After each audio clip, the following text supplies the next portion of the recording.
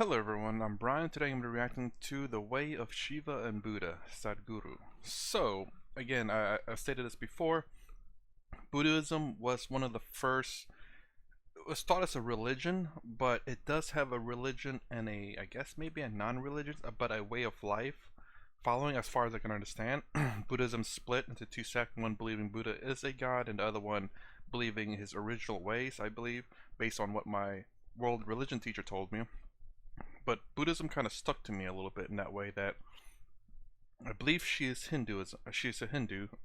I'm not sure. She dressed. I believe she was Indian. She dressed in the traditional garbs. I believe. I mean, this is a while back, and she also has the red dot on her forehead. I forget what that was called again. But she told me she at least maybe it is her interpretation of it. But she told me that Buddha said that life is suffering, which blew my mind because you don't ever think about it that way, but then it is true. Everything has a cost, whether you pay for it or someone else pay for it. But it is kind of true. Like the childbirth is suffering. I never thought about it that way. I always thought about it as in childbirth is happiness. Generally, you think childbirth people are happy, but yeah, a woman has to suffer to give birth to a child. Though it's quite true.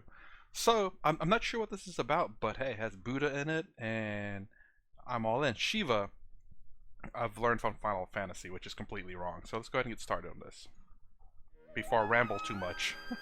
Hopefully the audio is good. Namaskaram Sadhguru.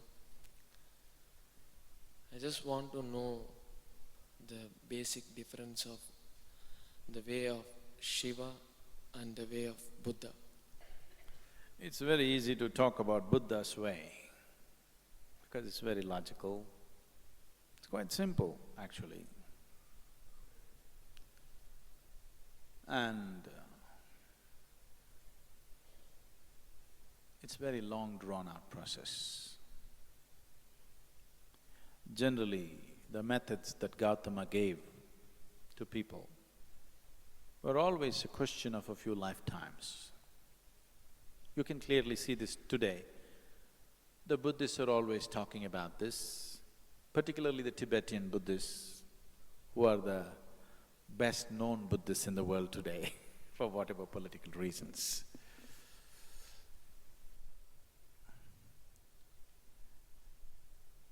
They're always talking about a few lifetimes of work.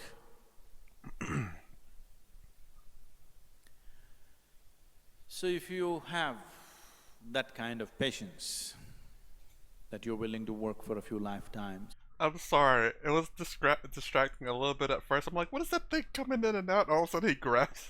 That was just out of nowhere. But I'm amazed it's not making like a dinging noise. I'm sorry. It was a bit weird at first. I ignored it. All of a sudden he grabbed it. Gautama's ways are very efficient, very logical, scientific, step-by-step process that one can take, because this is a path of awareness. The significance of walking the path of awareness is, there are milestones on the way which tell you you come 1 mile, 2 miles, 10 miles. It tells you where you are. That is the most important aspect. That is, without too much trust or devotion, you can still grow. Because you have a method to hang on to, you just keep doing it, keep doing it, keep doing it. It clearly shows you that you're progressing. But with Shiva, there is no such guarantee. And he doesn't fix milestones. You don't know whether you're going forward or backward. But you're going somewhere, that's all you know. Okay, so I'm not saying much because I really don't have any input. This is mostly a learning thing for me so far. It's like falling into your bottomless pit. You don't know whether you're going up or down? That sounds terrifying. I want you to understand this. A bottomless pit is the safest place to fall into. I guess that is technically true. Because you won't hit the bottom ever.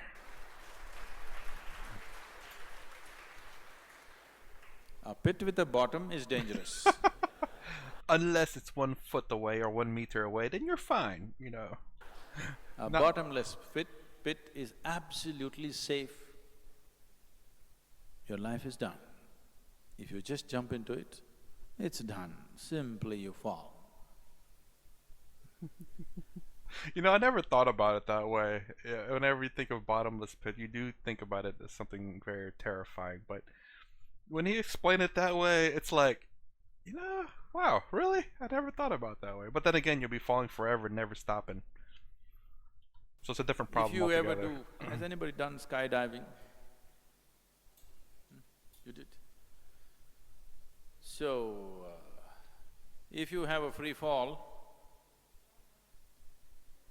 then if you do not open your parachute for a few thousand feet, you don't know whether you're going down or going up, nothing, it just feels like you're floating around and it's wonderful.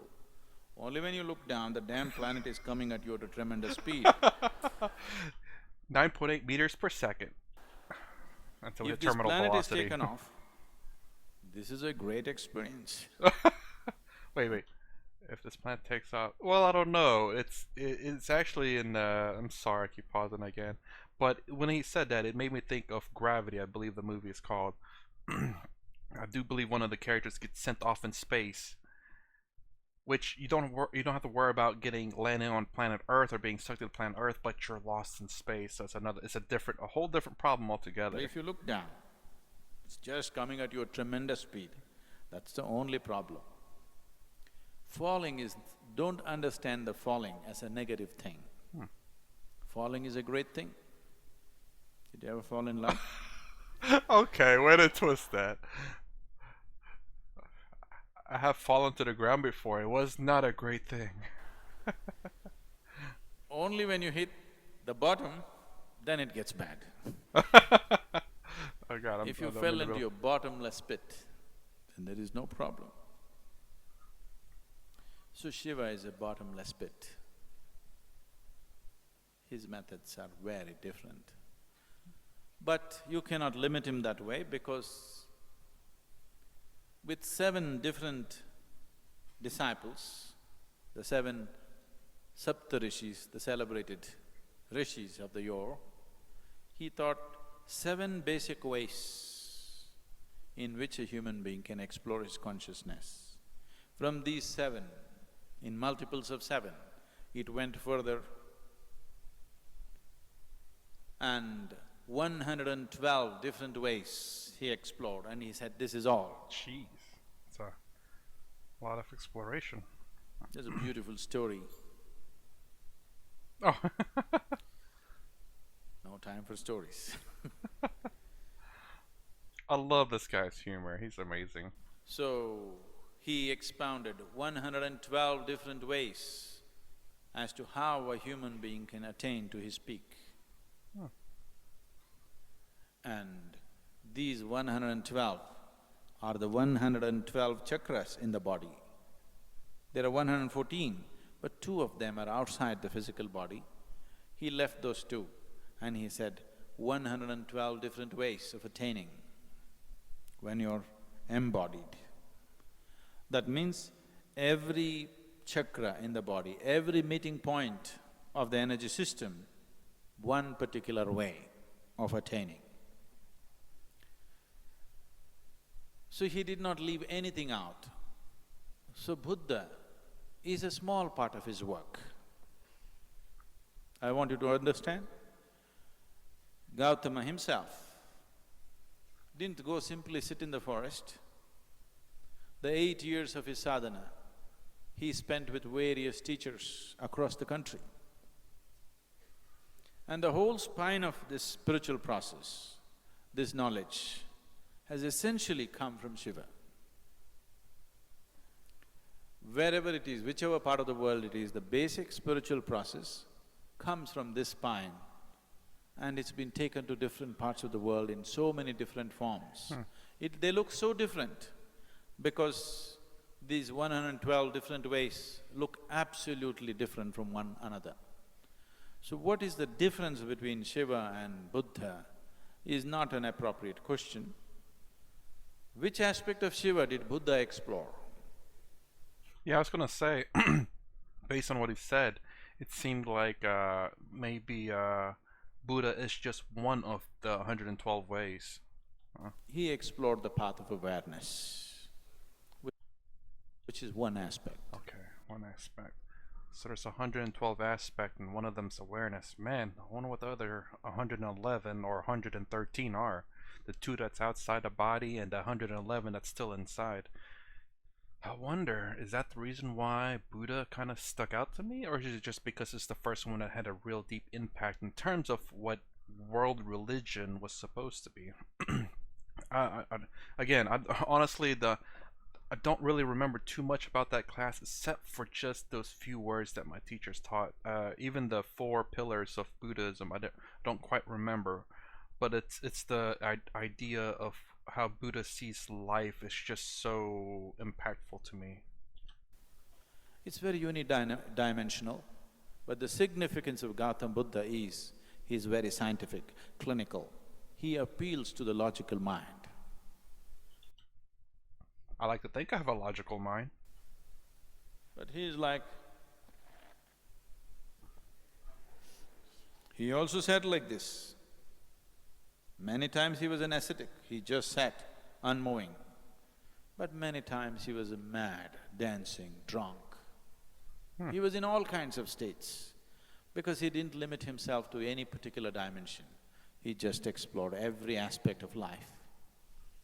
So what you call as Buddha's way is just one aspect of these 112 different ways.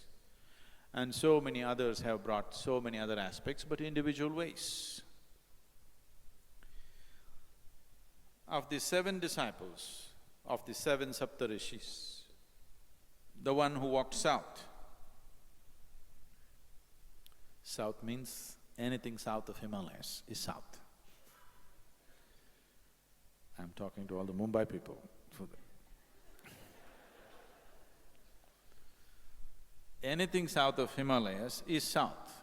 So Agastya walked south. And he became particularly active beyond the Vindhya mountains. You know that story about Vindhya mountains bowing down to Agastya Muni and he never came back, so…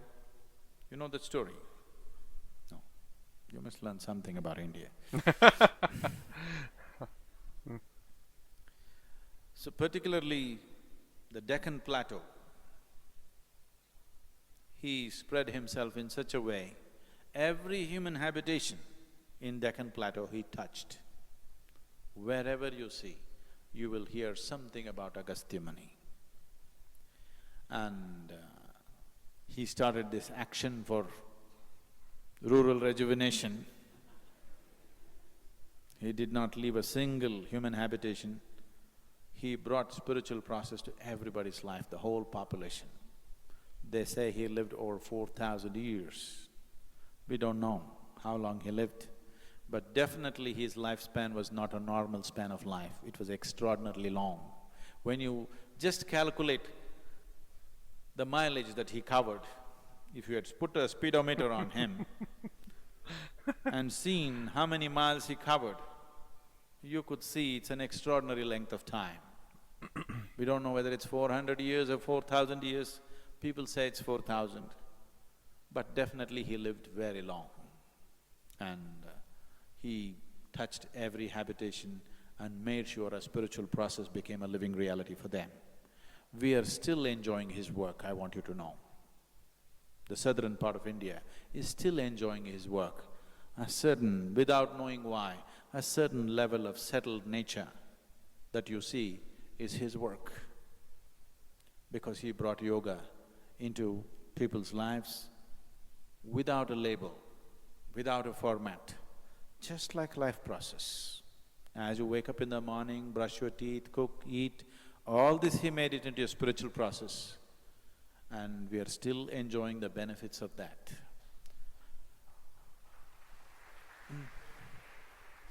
If you look at any spiritual process anywhere on the planet, you will see it is not outside the 112 ways in which Shiva explored this.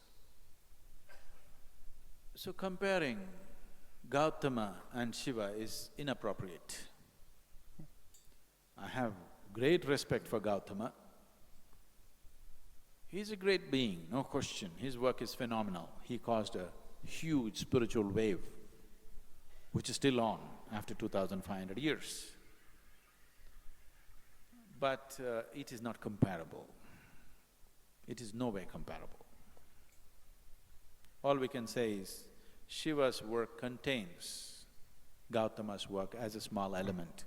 It's inclusive of this element, yes. It is less than 1%, because out of 112, Gautama explored one. And the important thing is he marketed it well and he encouraged thousands of people to take the path. That's his success. It's weird that it says it's marketed. It makes me think of, you know, ads on YouTube. That's marketing right there too. But technically, I guess that's what he did. But Shiva is a little too inebriated to do marketing. You should do marketing for him. He is… he won't do marketing. But still, I have to… generally it's believed this is somewhere 40 to 60,000 years ago that he started his work. But after 60,000 years or 40,000 years, it is still alive, you can't kill it. You still can't kill it, isn't it? By the time I am done with my life, I'm sure I will leave him little more popular than the way he is today.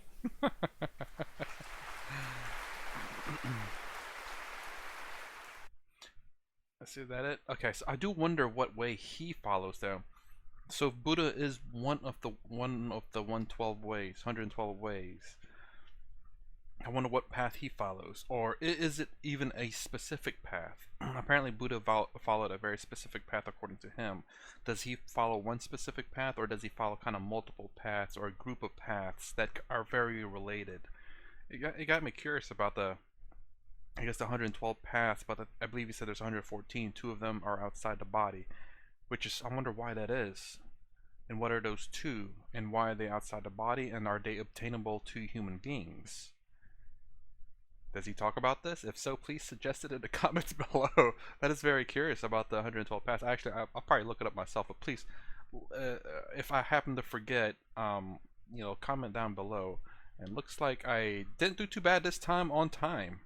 So there was not really much I can really talk, because this is all pretty new to me. It's something I've never asked myself. It's something that I've never really talked about. So it's mostly just me listening to him about what he says. And there was a few comments, of course, that I made. I want to make comments. I just don't want to sit here and watch.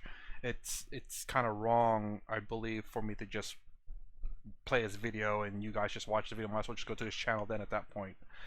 But I love his comments, dude. This guy's amazing.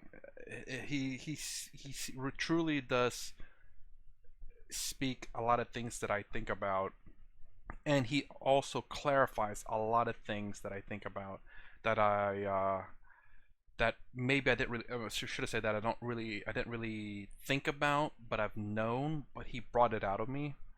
So I really enjoy watching his videos, and I certainly hope everyone else also watches videos before watching my videos. And also, if so, hopefully this will refresh what you've learned in this video from him, and any videos that I do of him anyway. Anyway, that's my reaction to the way of Shiva and Buddha. And if you like my content, please consider subscribing. Thumbs up, thumbs down below. Thanks for watching. I'll see you in the next vid.